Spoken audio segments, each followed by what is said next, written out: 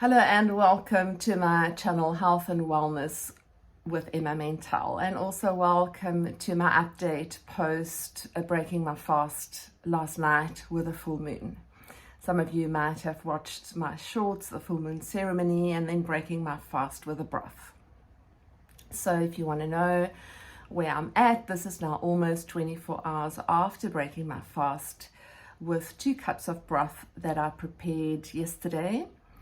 And I pay particular attention to the way that I prepare my broth when I break a fast.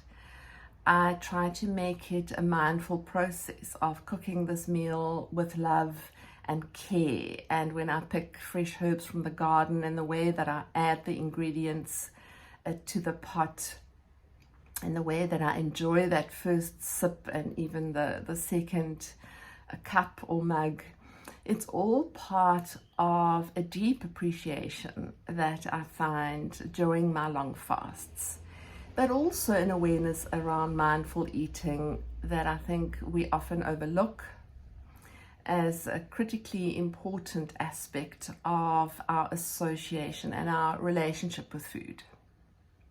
So I would discourage you from attempting fasting and then breaking your fast just with cake or a reward, or seeing the fast breaking meal as rewarding yourself for how well you've done, even though you've done extremely well.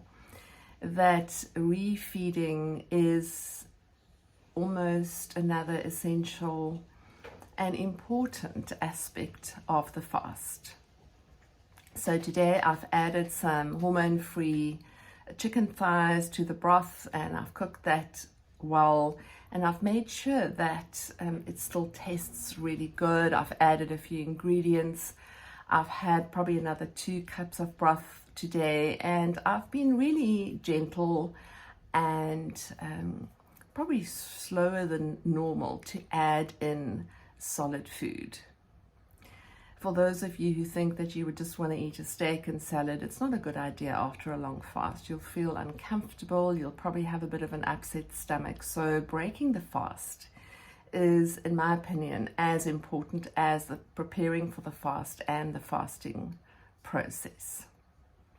As you know, I've tracked my blood glucose right through this process, and I pay attention to it. I make sure that it never goes below a number where I feel comfortable and confident.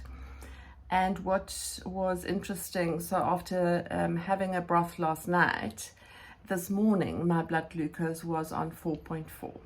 And that's good. I mean, it's surprising actually, because the broth didn't really include much starch or starchy vegetable. There was some sweet potato in it, and I've had a few very small squares. But anyhow, you know, this is a curious aspect about what happens to blood glucose. We can't always predict it.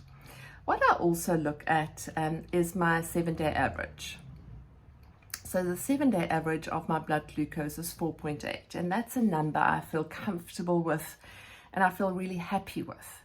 And if it's at all possible, I would like to keep my averages around that number. Of course it goes up, but I was really encouraged and happy to see that it had come down from the previous average, because my 30-day average, as you can see there, is 5.3. Sorry, it looks the wrong way around. So it's 5.3 was my 30-day average.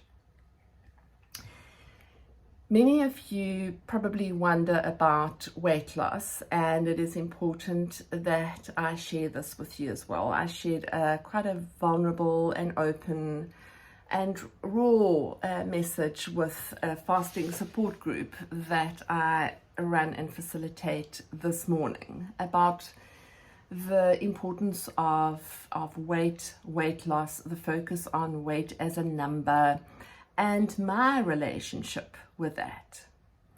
So yes, I would be lying if I said that weight loss has nothing to do with my reason for fasting.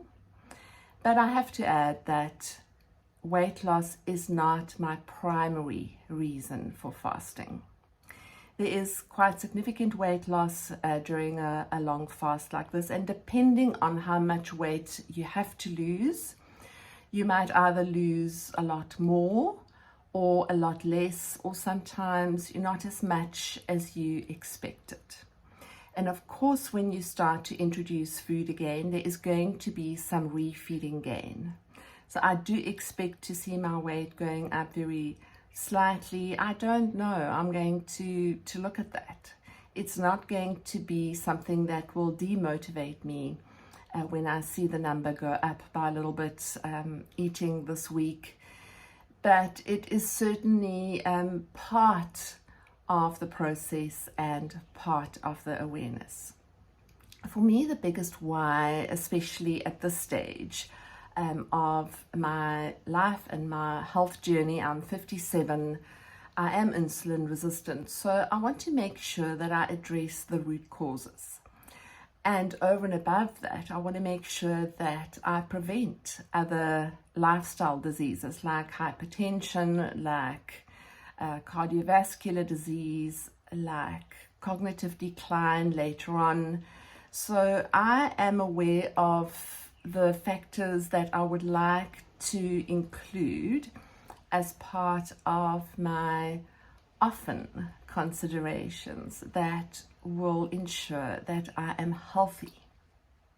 There's a big difference between being thin and being healthy.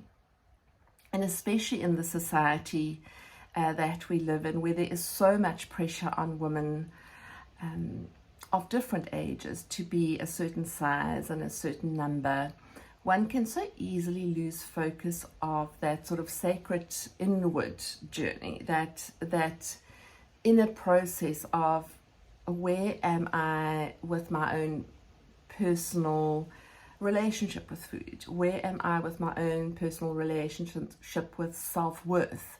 Where am I with my own personal relationship with every other part of me? And can I perhaps stop looking at a number to validate whether I'm good enough or worthy or successful? And yes, I think there are probably many of my fasting course participants currently and in the past who have felt that this wasn't for them because they were expecting a quick fix.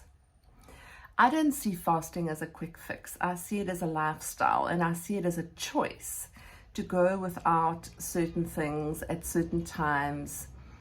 And I see it as a process of going without certain things most of the time or all the time, because I avoid those foods because they cause inflammation or because they impact on my energy and how well I feel.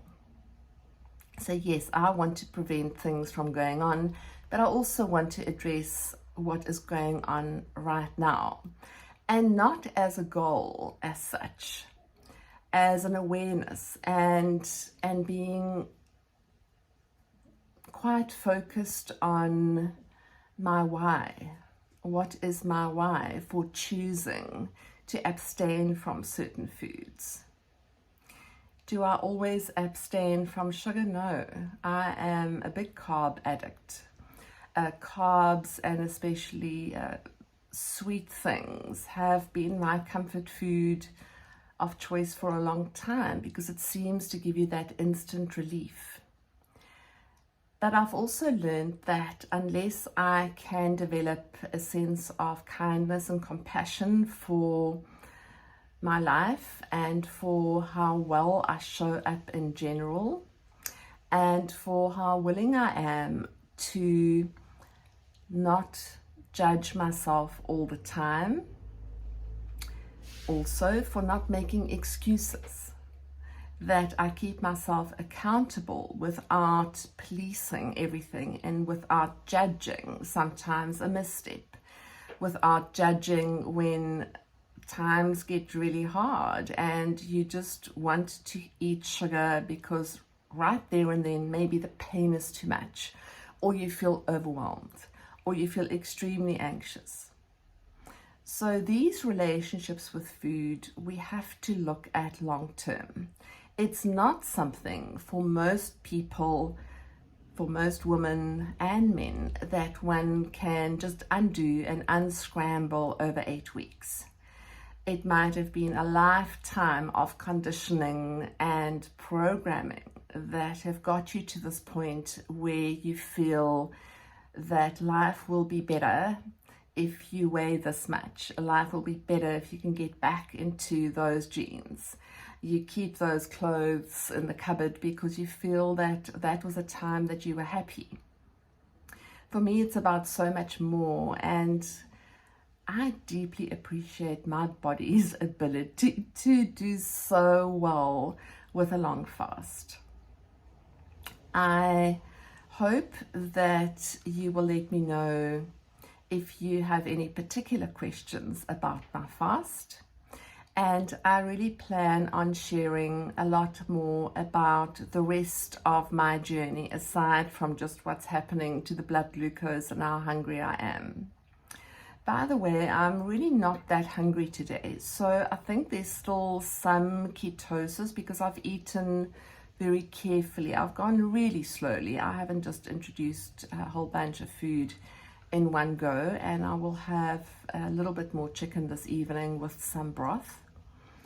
And I'm still in that process of slowly introducing and making sure my body is still comfortable. The full moon, of course, last night added quite a different dimension to all kinds of things, and it did stir up a lot of emotions and maybe even old wounds for some people. I'm not going to hide behind those kind of things that affect all of us, but for me, the fasting journey and choosing to break my fast last night with the full moon felt sacred.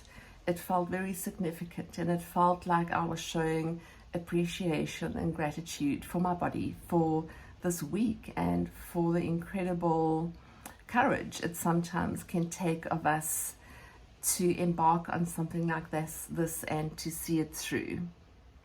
So thank you for watching. Please follow, please share, please comment, please let me know what your questions are.